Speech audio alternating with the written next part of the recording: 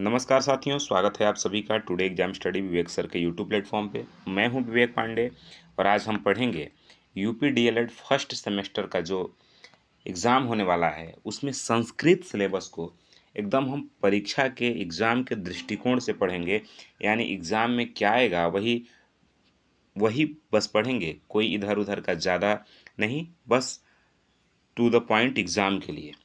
आइए, कल हमने पढ़ा था, आप सिलेबस देखे होंगे कल, जिसमें हम लोग आसपास की वस्तुओं को एवं पशु पक्षियों के नाम संस्कृत में हम लोग पढ़ लिए थे। संज्ञा, लिंग तथा वचन की जानकारी भी हम लोग पढ़ लिए थे। और आज पढ़ेंगे संज्ञा, सर्वनाम, विभक्ति प्रथमा से लेकर सप्तमी, इन सबको पढ़ेंगे। आज तीसरा टॉपिक है। आप देखिए, कल जो नहीं पढ़े थे इस वीडियो को जाके आप देख लीजिएगा। यहाँ देखिए, विद्यालय संबंधित कुछ नाम है संस्कृत में, जीव जंतुओं के नाम हैं, सब्जी के नाम हैं, भोज्य पदार्थ के नाम हैं, फल के नाम हैं। इस तरह से संज्ञा के बारे में भी हम लोग, लिंग वचन के बारे में सब कुछ पढ़ लिए थे। और आज हम पढ़ेंगे जो हमारा तीसरा टॉपिक है उसके बारे में। ठीक है, संज्ञा एवं सर्वनाम की व्यक्तियों को पढ़ेंगे, वचन को पढ़ेंगे। आप कल पढ़े थे कि वचन कितने होते हैं? 3। एक वचन, द्विवचन, बहुवचन। एक संख्या के बोध कराने को वचन कहते हैं। एक यदि है तो एक वचन, दो है तो द्विवचन, अगर दो से अधिक है तो बहुवचन। ठीक है ना। और आपके उस सिलेबस में है संज्ञा की विभक्ति और वचन। तो संज्ञा कल आप पढ़े थे। संज्ञा क्या होता है? संज्ञा मतलब नाम, किसी का भी नाम हो सकता है। वो चाहे व्यक्ति का हो सकता है, चाहे वस्तु का हो सकता है, चाहे स्थान का हो सकता है। नाम मीन्स नाम, वो किसी का भी हो सकता है। तो कह रहा है कि नाम की विभक्ति और वचन ये भी पूछेंगे हम एग्जाम में। तो कैसे जानेंगे नाम की विभक्ति और वचन, कैसे याद करेंगे ताकि एग्जाम में आए तो आप कर पाएँ? तो ध्यान से समझिए। यहाँ हम एक संज्ञा लिए हैं, वो संज्ञा है राम। राम क्या है?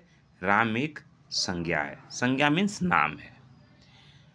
राम शब्द में जब आप इसको अलग अलग करेंगे, वर्ण विच्छेद करेंगे, तो आप पाएंगे र है, र में हलंत है, फिर र में किसकी मात्रा है? आ की, फिर म है, म हलंत है, फिर म में किसकी मात्रा है? अ की। लास्ट में हमें क्या मिला? अ। लास्ट में क्या मिलता है? अ। इसका मतलब है कि जो राम शब्द के लास्ट में अ है, तो संस्कृत में हम इसको कहते हैं अकारांत। अकारांत का मतलब क्या है? अ अंत में है जिसके, वो है अकारांत। ठीक है ना। अ जिसके अंत में है वह क्या कहलाएगा? अकारांत। और राम शब्द जो है वो अकारांत है, और अकारांत का ही शब्द रूप यानी संज्ञा का शब्द रूप पढ़ेंगे। एक यदि आप शब्द रूप सीख गए तो आप अकारांत का कोई भी शब्द रूप, लाखों शब्द रूप, लाखों संख्या विभक्ति इसी पे कर सकते हैं। एग्जाम में क्या पूछता है विशेषकर हम वही समझेंगे।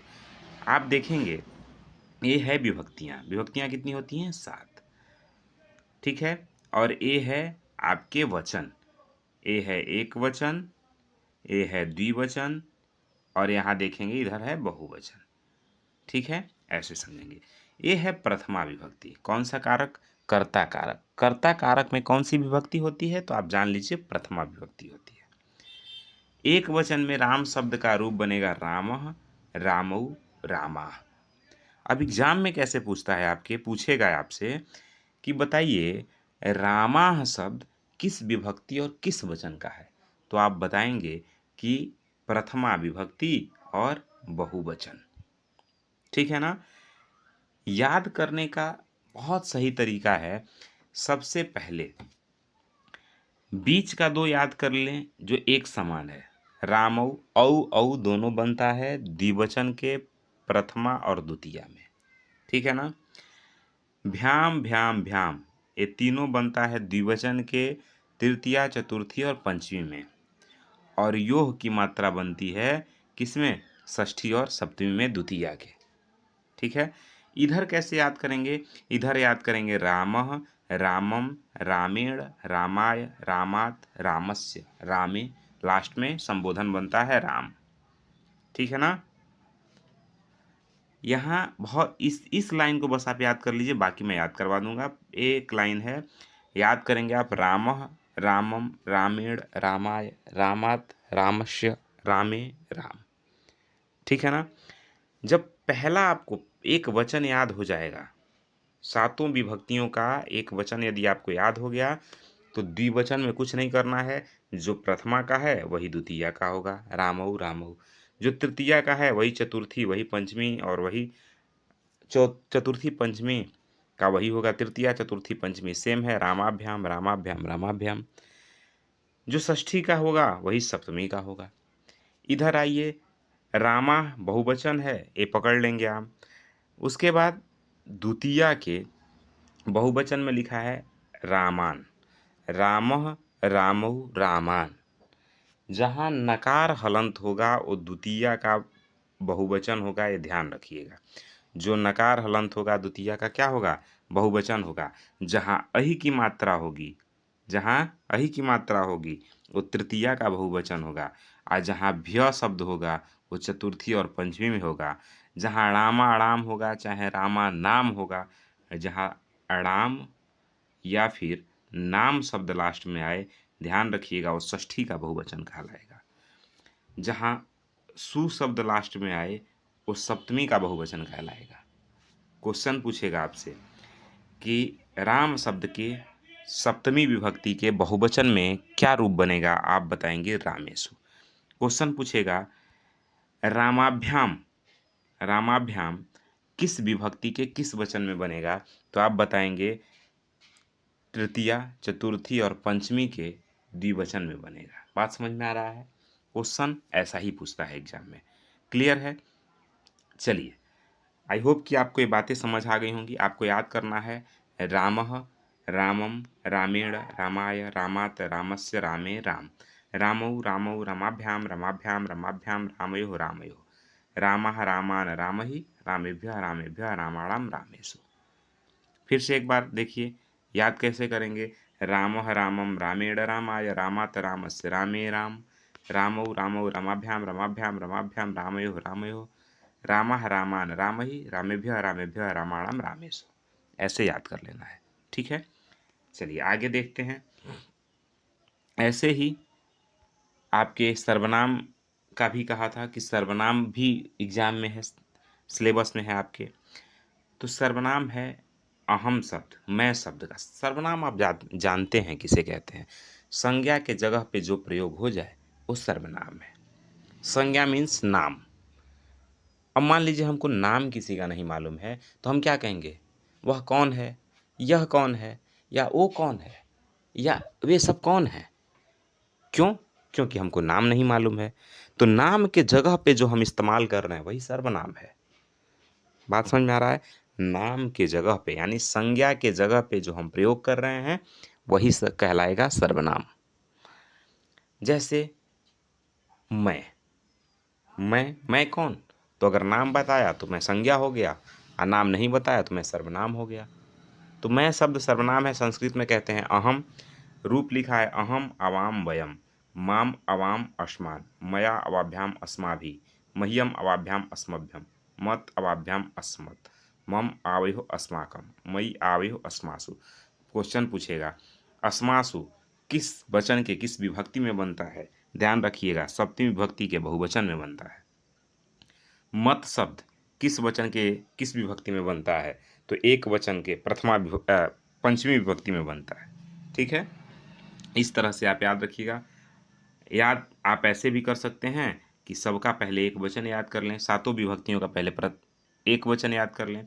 अहम माम माया मह्यम मत मम मयि। कैसे याद करेंगे, अहम माम माया मह्यम मत मम मयि। अवाम अवाम, क्योंकि दोनों सेम रहेगा। प्रथमा का जो रहेगा वही द्वितीया का रहेगा, जो तृतीया का रहेगा वही चतुर्थी पंचमी का रहेगा, जो षष्ठी का रहेगा वही सप्तमी का रहेगा। यहाँ आप देखेंगे अस्मान, अस्माभि, अस्मभ्यम, अस्मत्, अस्माकम, अस्मासु। ठीक है ना। चलिए आगे देखते हैं। वचन, वचन क्या है कल आपको बताए थे, फिर हम आज आपको एक बार और बता दे रहे हैं। जब संज्ञा या सर्वनाम के एक के लिए प्रयोग होता है उसे एक वचन कहते हैं। जहाँ संज्ञा या सर्वनाम दो के लिए प्रयोग हो द्विवचन कहते हैं। जब संज्ञा या सर्वनाम तीन से अधिक का प्रयोग हो वहाँ बहुवचन कहते हैं। बात समझ में आ रहा है। एक बालक एक वचन, दो बालक द्विवचन, बहुत सारे बालक बहुवचन। ठीक है ना। संज्ञा में किसी विशेष व्यक्ति, स्थान, वस्तु का बोध होता है और सर्वनाम में संज्ञा के स्थान पर प्रयोग होता है। जैसे मैं, तुम, वह, ए, वे आदि जितने हैं ये सब क्या कहलाएंगे? सर्वनाम कहलाएंगे। क्या कहलाएंगे भाई? सर्वनाम। प्रत्येक संज्ञा एवं सर्वनाम के विभक्ति रूप में संस्कृत व्याकरण के अनुसार अलग अलग हो जाते हैं। यदि आप एक अकारांत याद कर लिए तो आपको बहुत सारे अकारांत याद हो जाएंगे। ठीक है, आई होप कि आपको ये सब बातें समझ में आ रही होंगी। फिर भी कुछ अगर छूट गया होगा तो आप हमें ज़रूर बताइएगा। आइए यहाँ देखते हैं, दिया है आपके क्वेश्चन में लट लकार और लंग लकार को समझना है। तो लट लकार मतलब वर्तमान काल होता है। वर्तमान आप जानते हैं, जो चल रहा है वो सब क्या है? वर्तमान। जो हो रहा है वो सब क्या है? वर्तमान। लट लकार का प्रयोग वर्तमान काल यानी प्रेजेंट टेंस में होता है।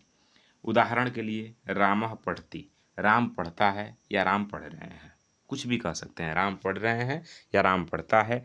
बालकः पढ़ती, बालक पढ़ रहे हैं या बालक पढ़ता है। ठीक है ना? ये लट लकार है। पठति, गच्छति, खादति, पीबति, नृत्यति, ये सब क्या है? लट लकार है। पठति, पठतः, पठन्ति। पठति प्रथमा ए प्रथम पुरुष एक वचन का है। पठति प्रथम पुरुष द्विवचन का है। पठता प्रथम पुरुष बहुवचन का है। पठन्ति। ठीक है, जैसे सीता गायति या सीता नृत्यति, ये सब क्या है? लट लकार है। सीता गाती है या सीता गा रही है। बालकः क्रीडति, बालक खेलते हैं या बालक खेल रहे हैं। ठीक है ना? बालक खेलता है या फिर खेल रहा है। बात समझ में आ रहा है? लट लकार का प्रयोग कैसे करते हैं? तो धातु प्लस लट लकार के अनुसार वर्तमान काल का रूप बनता है। जैसे मूल शब्द होता है पठ। मूल शब्द क्या है? पठ। पठ एक धातु है। पठ क्या है? एक धातु है। अब पठ शब्द पढ़ने के अर्थ में प्रयोग होता है। ठीक है ना? कर्ता, यहाँ देखेंगे कर्ता एक वचन राम है। तो आप ध्यान रखेंगे, अनुवाद भी आपको आगे पढ़ना होगा। जिस वचन का कर्ता होगा उसी वचन की क्रिया होगी। कर्ता आप जानते ही होंगे, किसी भी काम को करने वाले को कर्ता कहते हैं। ठीक है ना? जो काम संपादित करता है उसे कर्ता कहते हैं। अकर्ता जिस काम को कर रहा है वो कर्म कहलाता है। जैसे मैं अभी आपको पढ़ा रहा हूँ तो मैं कौन हुआ? कर्ता। पढ़ाना क्या है? क्रिया। बात समझ में आ रहा है? मैं बोल रहा हूँ, बोलना क्या है? क्रिया है। कौन बोल रहा है? मैं। तो मैं कौन हूँ? कर्ता। बात समझ में आ रहा है? जो काम कर रहा है वो कर्ता कहलाएगा।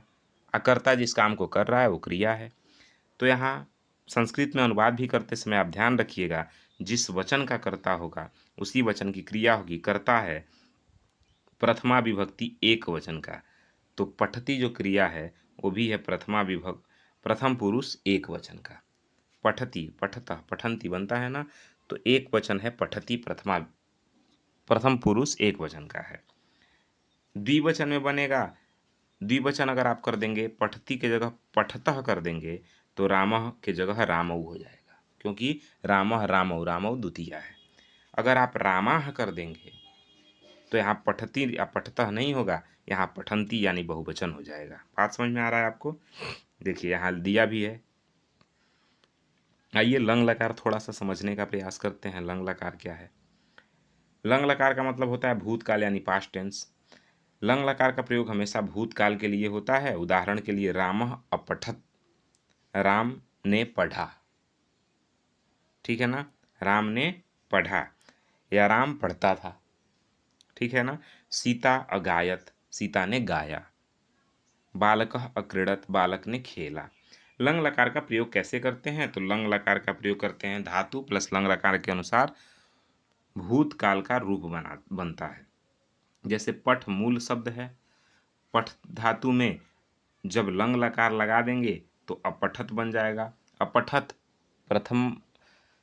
प्रथम पुरुष एक वचन का है, इसीलिए यहाँ रामः रहेगा। रामः प्रथमा विभक्ति एक वचन का है। कर्ता प्रथमा विभक्ति का है, इसीलिए क्रिया भी प्रथमा विभक्ति का ही रहेगा। ठीक है ना?